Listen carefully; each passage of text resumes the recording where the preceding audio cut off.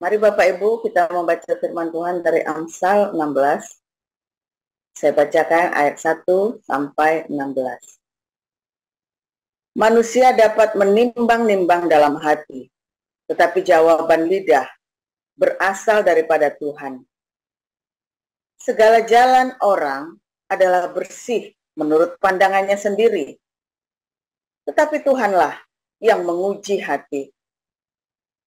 Serahkanlah perbuatanmu kepada Tuhan, maka terlaksanalah segala rencanamu. Tuhan membuat segala sesuatu untuk tujuannya masing-masing. Bahkan orang fasik dibuatnya untuk hari malapetaka. Setiap orang yang tinggi hati adalah kekejian bagi Tuhan. Sungguh, ia tidak akan luput dari hukuman. Dengan kasih dan kesetiaan, kesalahan diampuni. Karena takut akan Tuhan, orang menjauhi kejahatan. Jikalau Tuhan berkenan kepada jalan seseorang, maka musuh orang itu pun didamaikannya dengan dia. Lebih baik penghasilan sedikit disertai kebenaran daripada penghasilan banyak tanpa keadilan. Hati manusia memikir-mikirkan jalannya, tetapi Tuhanlah yang menentukan arah langkahnya. Keputusan dari Allah ada di bibir raja. Kalau ia mengadili, mulutnya tidak berbuat salah. Timbangan dan neraca yang betul adalah kepunyaan Tuhan. Segala batu timbangan di dalam pundi-pundi adalah buatannya. Melakukan kefasikan adalah kekejian bagi raja, karena tahta menjadi kokoh oleh kebenaran. Bibir yang benar dikenan raja, dan orang yang berbicara jujur dikasihinya. Kegeraman raja adalah bentara maut, tetapi orang bijak memadamkannya. Wajah raja yang bercahaya memberi hidup, dan kebaikannya seperti awan hujan musim semi. Memperoleh hikmat sungguh jauh melebihi memperoleh emas, dan mendapat pengertian jauh lebih berharga daripada mendapat perak. Demikian. Terima kasih, Bu Nenek. Ya, silakan Bu Sarma dilanjutkan ayat 17 sampai 33. Amsal 17 ya, Bu? Amsal 16 dilanjutkan. Amsal 16. Terus lanjut 17 ayat 33. Oke. Menjauhi kejahatan, itulah jalan orang jujur. Siapa menjaga jalannya, memelihara nyawanya. Kecongkakan mendahului kehancuran, dan tinggi hati mendahului kejatuhan. Lebih baik merendahkan diri dengan orang yang rendah hati, daripada membagi rampasan dengan orang congkak. Siapa memperhatikan firman akan mendapat kebaikan, dan berbahagialah orang yang percaya kepada Tuhan. Orang yang bijak hati disebut berpengertian, dan berbicara manis lebih dapat meyakinkan. Akal budi adalah sumber kehidupan bagi yang mempunyainya, tetapi siksaan bagi orang bodoh ialah kebodohannya.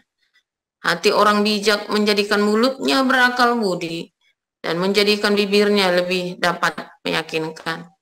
Perkataan yang menyenangkan adalah seperti sarang madu, manis bagi hati dan obat bagi tulang-tulang. Ada jalan yang disangka lurus, tetapi ujungnya menuju maut. Rasa lapar bekerja untuk seorang pekerja, karena mulutnya memaksa dia. Orang yang tidak berguna menggali lubang kejahatan, dan pada bibirnya seolah-olah ada api yang menghanguskan. Orang yang curang menimbulkan pertengkaran, dan seorang pemfitnah menceraikan sahabat yang karib. Orang yang menggunakan kekerasan menyesatkan sesamanya dan membawa dia di jalan yang tidak baik. Siapa memejamkan matanya merencanakan tipu muslihat. Siapa mengatupkan bibirnya sudah melakukan kejahatan. Rambut putih adalah mahkota yang indah yang didapat pada jalan kebenaran. Orang yang sabar melebihi seorang pahlawan. Orang yang menguasai dirinya melebihi orang yang merebut kota. Undi dibuang di pangkuan, tetapi setiap keputusannya berasal daripada Tuhan. Demikian. Ya, terima kasih Bu Sarma. Silakan Bu Pak Murji, Matius pasal 25 ayat 14 sampai 30. Baik, Bu. Terima kasih, Bu Dinda. Demikian firman Tuhan. Sebab hal kerajaan surga sama seperti seorang yang mau bepergian ke luar negeri,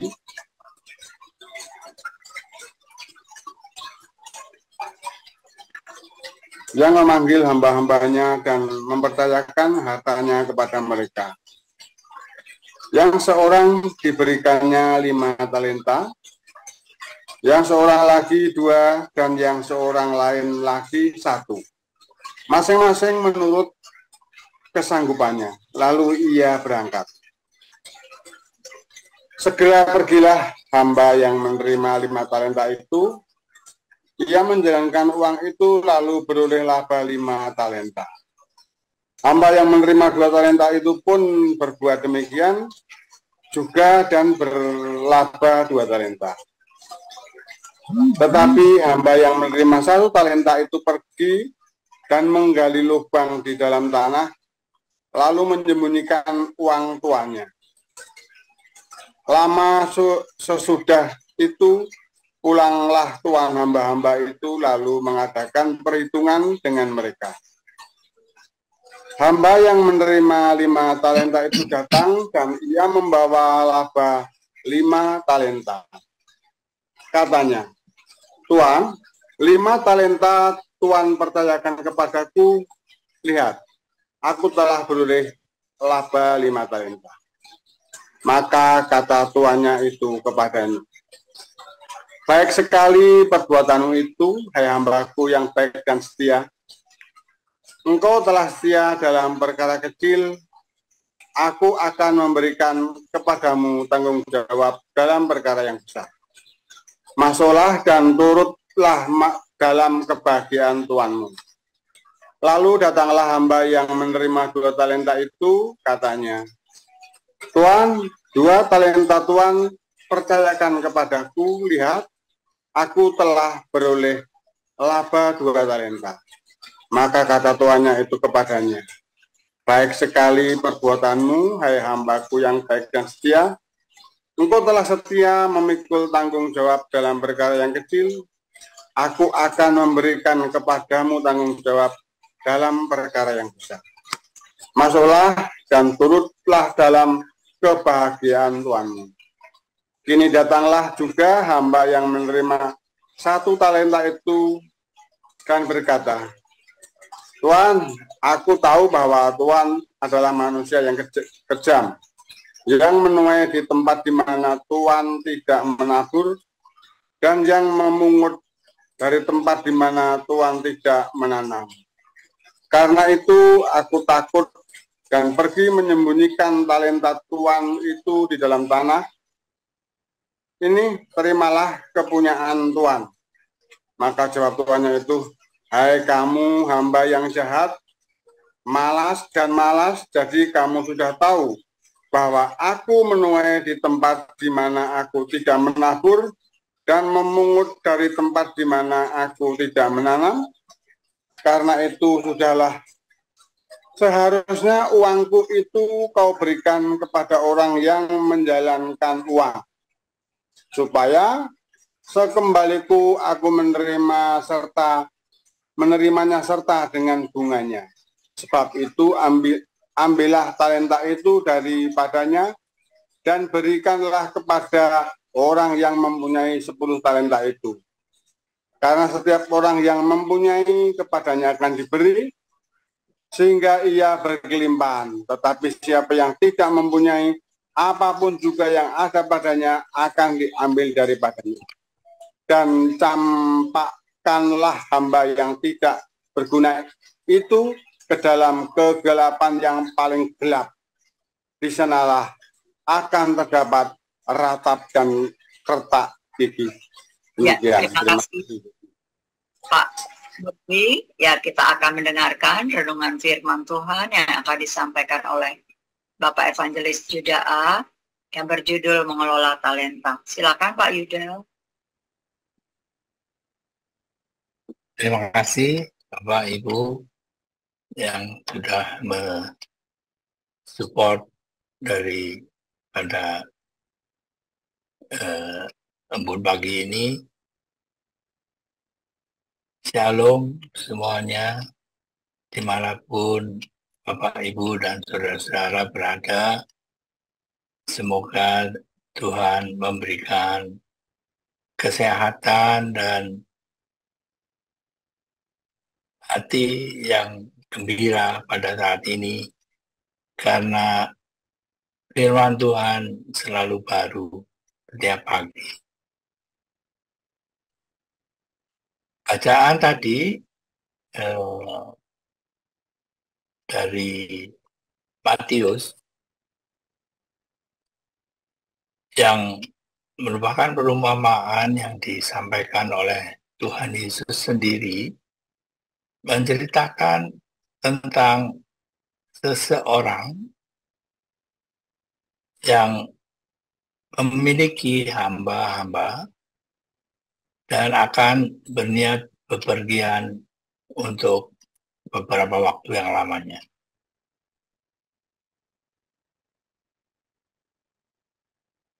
Ada yang diberikan hartanya untuk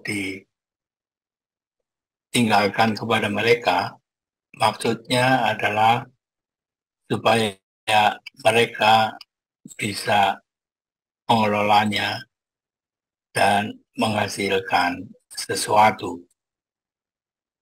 Kalau kita lihat di dalam pembacaan tadi, itu adalah sesuatu yang sehari-hari kita sebut sebagai pemberian sebuah modal untuk dikelola. Harta, di situ dituliskan hartanya yang berupa talenta. Sering sekali bahwa apa yang kita pahami tentang talenta itu merupakan gambaran yang sering kita lihat pada cerita-cerita sekolah minggu mungkin, yang mendeskripsikan mengenai perumpamaan ini, di mana talenta itu sering sekali digambarkan sebagai koin. Tetapi pada penjelasan daripada apa itu talenta sebetulnya merupakan sesuatu harta yang sangat besar nilainya. Kalau dibandingkan dengan koin yang misalnya koin dinar gitu ya, itu kira-kira ada 6.000 koin emas, dinar emas. Dan nilainya itu sekitar, kalau saya tidak salah, bahwa sekitar di dalam rupiah itu adalah 300 juta rupiah. Sebuah nilai yang besar sekali. Itu hanya satu talenta. Bagaimana orang memiliki 5 talenta, berarti ada modal yang diberikan oleh tuannya itu sebesar 1,5 miliar kira-kira. Jadi di sini kalau kita lihat bahwa sebetulnya tuannya itu menginginkan hamba-hambanya itu mengelola harta yang diberikan itu, talenta yang berupa uang. Kalau kita lihat dalam kehidupan real ya. Jadi kalau kita bicara mengenai usaha, itu kita bisa sebutkan sebagai modal awal atau modal untuk menjalankan usaha, di mana pada saat kita menjalankan usaha itu nanti kita mendapatkan hasil penjualan. Anggap saja pendapatan itu adalah dari penjualan.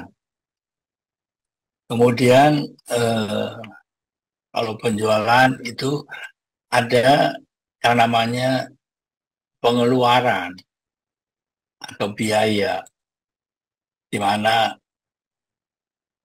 pendapatan dikurangi biaya, disitulah kita mendapatkan laba, di mana kita mendapatkan tambahan uang, sehingga kita bisa melipat gandakan apa yang ingin kita hasilkan. Dan kita mendengar tadi bahwa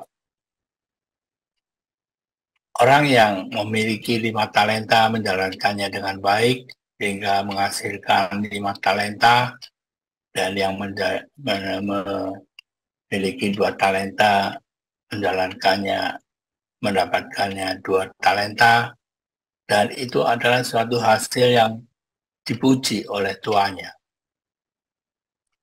Tetapi di satu sisi ada satu orang yang memiliki atau mendapatkan 1 talenta dan dia tidak mengusahakan atau mengelola talenta tersebut, dikuburkannya saja di dalam tanah. Dia anggap bahwa tuannya itu sangat kejam dan tuannya itu menuai apa yang di mana dia tidak menabur dan mengambil apa yang dia tidak usahakan. Dianggapnya bahwa pola pikir ini adalah pola pikir yang sebetulnya adalah keliru. Dia tidak menyadari bahwa hasil yang dia dapatkan itu akan dapat diputarkan kembali sehingga dia bisa menghasilkan lebih banyak. Tetapi dia menyatakan dalam pikirannya bahwa saya akan memendamkan saja di dalam tanah sehingga nanti pada waktu tuanku pulang aku akan mengembalikannya utuh.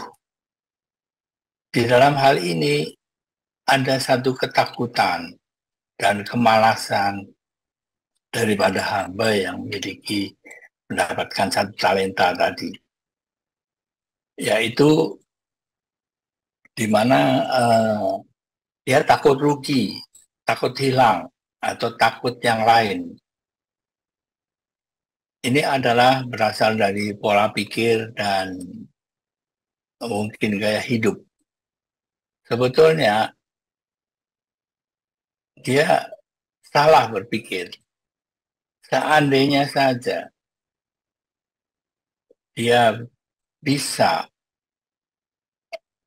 setidaknya tidak menjalankan sebuah usaha tapi menghabiskan saja, misalnya untuk makan sehari-hari ataupun sesuatu yang dia beli, bisa belanjakan, belikan, dan yang lain-lain, sehingga dia mungkin akan berpikir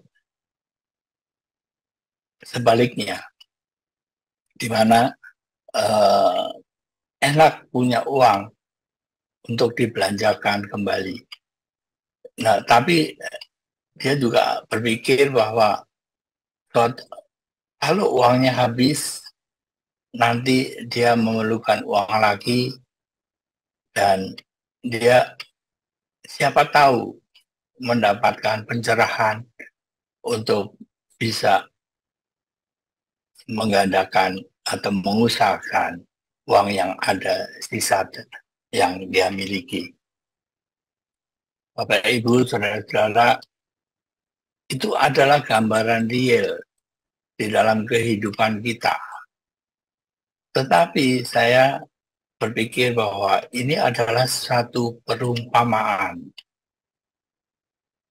Jadi perumpamaan itu bisa saya berandai-andai bahwa itu dikenakan dalam peristiwa rohani yang kita jalani.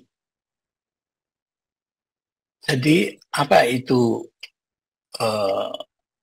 talenta yang dimaksud dalam peristiwa rohani? Sering sekali bahwa talenta yang dimaksud itu adalah digambarkan orang sebagai bakat alami yang kita punya, yang kita kembangkan atau kita pelajari, di mana itu akan ada batasnya, di mana kita tidak bisa melampaui hal tersebut. Tetapi kalau kita mengartikannya itu sebagai kepribadian kita, hasil dari jiwa kita, di mana mungkin kita hanya bisa tersenyum menunjukkan betapa bagusnya diri kita. Itu sudah bisa membuat orang lain bahagia dan bersuka cita karena melihat kita tersenyum. Mungkin mereka sedang galau dan mereka beroleh seperti air dingin di masa haus yang mereka dapat nikmati. Bentar, saya jadi haus.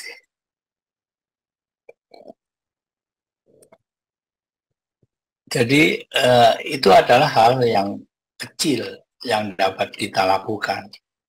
Banyak hal daripada kepribadian yang bisa kita kembangkan. Misalnya saja pola pikir kita.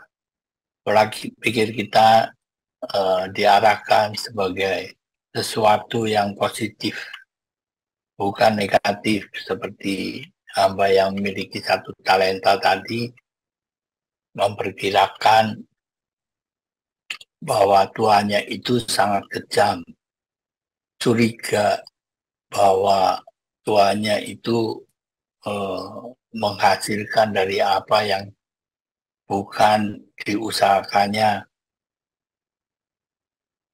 Dia lupa bahwa harta tersebut adalah harta tuannya yang harus dia kelola dan harus dia kembangkan. Ada lagi misalnya contoh-contoh yang ada di dalam kitab Amsal. Seperti tadi yang kita baca pada Amsal 16, itu adalah sebagian daripada kebenaran yang ada di dalam kitab Amsal itu sendiri. Kitab Amsal yang kita baca tadi itu adalah kumpulan daripada beberapa penulis, di mana yang paling banyak adalah dari Raja Salomo yang dikenal memiliki hikmat yang luar biasa, memiliki hikmat yang tidak ada bandingannya di dunia ini, dan disitulah banyak ajaran kehidupan, nasihat-nasihat kehidupan untuk semua orang. Dari anak-anak terhadap orang tuanya, dari orang tua untuk mengajar anak-anaknya, dari remaja bagaimana memilih teman, bagaimana mereka bergaul dengan teman, dan nasihat-nasihat untuk apa yang harus dihindari, apa yang harus mereka bisa dekati dan bergaul. Ada orang-orang yang harus kita jauhi untuk tidak terkontaminasi dengan mereka, dan banyak hal yang dapat kita pelajari. Misalnya ada juga nasihat-nasihat kehidupan suami istri di masa tua, dan sebagainya. Kita bisa mengembangkan talenta kita dari situ. Itu adalah harta yang kita miliki, yang kalau kita ikutin, kalau kita turuti nasihat-nasihat tersebut, kita akan menjadi seseorang yang baik dan orang yang benar di hadapan Tuhan, sehingga kita menghasilkan satu buah-buah yang bisa saja merupakan jiwa-jiwa yang dimenangkan untuk Tuhan dari melihat kehidupan kita. Apalagi kita bila memiliki talenta yang lebih banyak, kita bisa mengembangkannya lebih jauh lagi, sehingga apa yang kita miliki, misalnya kita bisa seperti Nabi 26, ya, mungkin juga kita belum sampai ke situ, tapi kita tahu bahwa untuk mencapai ke sana itu ada satu effort, ada satu pengalaman, ada satu peristiwa yang banyak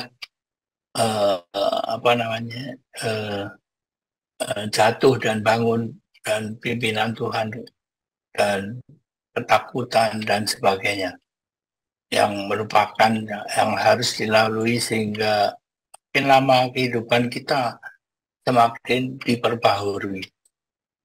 Itulah semua talenta-talenta yang Tuhan berikan, dan kita ingin dan kita usahakan untuk mengelolanya, sehingga Tuhan berkenan kepada kita. Akhir kata, bahwa berapa talenta yang kita punyai tidaklah penting, tapi apa yang kita punya itu kita tambah terus, kita tambah sehingga kita berlaba daripada talenta tersebut. Belajarlah bila ingin mendapatkan lebih banyak lagi talenta-talenta yang ingin kita dapatkan. Ya, terima kasih sudah mendengarkan renungan ini. Kiranya itu menjadi introspeksi buat kita semuanya. Dan shalom, selamat pagi. Terima kasih.